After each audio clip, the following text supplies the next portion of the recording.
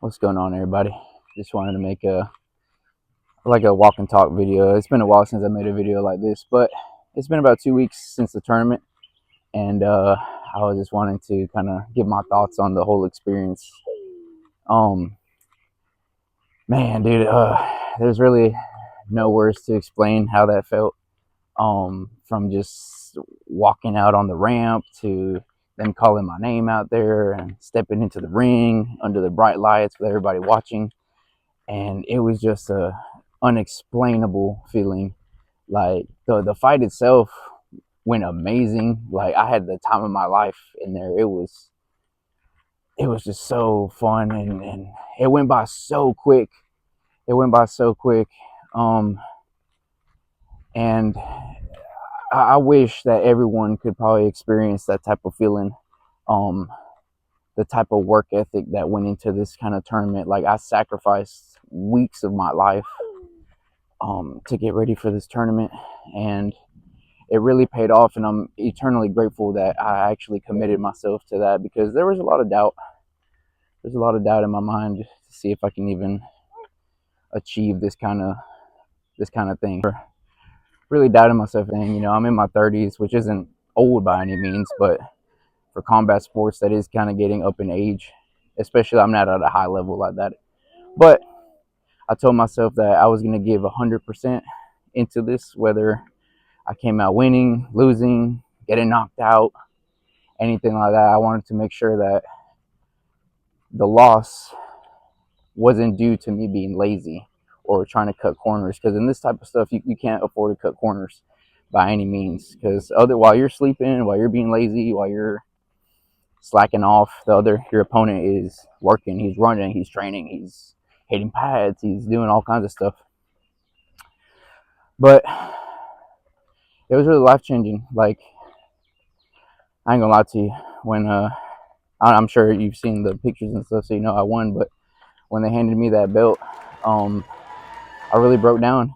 I started crying because I'm an emotional person. I get like that sometimes, but the amount of sacrifice that went into this was really like life changing.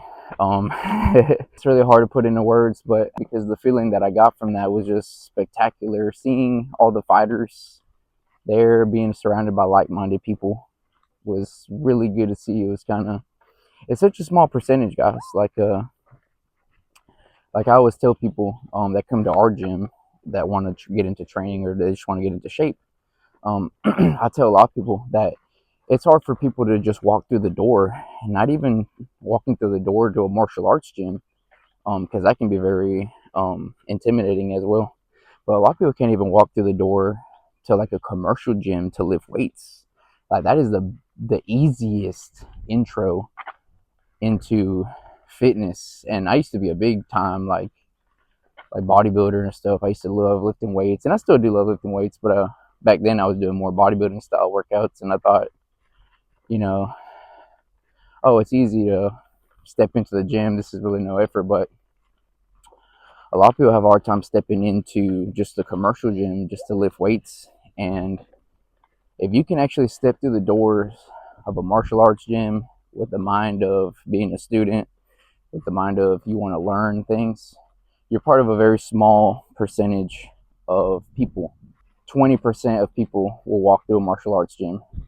About 15% of those people will actually stick around for like a month or so. Then you have an even smaller percentage of people that get into sparring.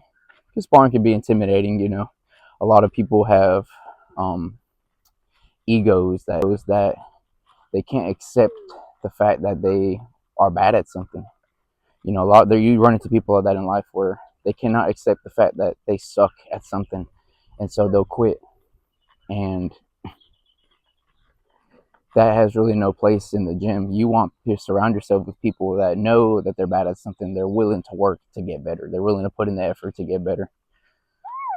And then you have the crazy people, the 1% of people that actually want to get into competing, get into fighting.